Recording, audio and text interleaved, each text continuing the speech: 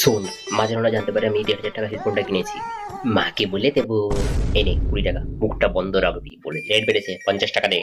ওরে শুনেছিস, আমি টাটা কোম্পানি থেকে 10 লাখ টাকা জিতেছি। আবার বাবা ওটা ভুয়ো মেসেজ। চুপ কর। রতন টাটা নিজে আমাকে মেসেজ পাঠিয়েছেন। বাবা স্পেলিংটা দেখো ভালো করে, টাটা লিখেছে না টোটা লিখেছে। কিসের 10 লাখ? আগে ইলেকট্রিক বিলে 500 টাকা দাও।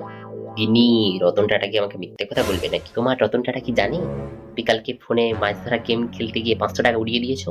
বাবা বাবা, ওই লিঙ্কে ক্লিক করো না, ব্যাংকের অ্যাকাউন্টের টাকা সব খালি হয়ে যাবে। আরে না না, উনি শুধু আমার আধার কার্ড আর ব্যাংকের অ্যাকাউন্ট নাম্বারটা চেয়েছে আর একটা ওটিপি। এই ওটা কি?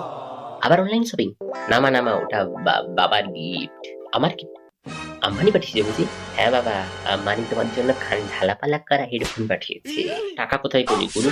বাবার পকেট থেকে নিয়েছি, ওটা মানে ইনভেস্টমেন্ট। শোন, আমি ওটিপি দিয়ে দিয়েছি। মা, কি করলে? ব্যাংকে ক টাকা ছিল? মাত্র 12 টাকা। তাহলে ওর ওটিপি কেন চাইলো? আরে ওরা বললো 12 টাকা না দিলে 10 লাখ টাকা ঢোকানো যাচ্ছে না। বাবা, তুমি তো স্ক্যামার আছে, স্ক্যাম করে দিলে। হ্যালো, কে? কিউসিডি কমিতে পারছি? ফোনটা রাখো বলছি। আরে আরে, অমিতাভ বচ্চন বলছেন, দেবী আর সজনে। বাবা ওটা কলার টিউন, ফোনটা রাখো। আমাদের বাড়িতে সার্কাস টিকিট লাগে না, শুধু একটা স্মার্টফোন লাগে।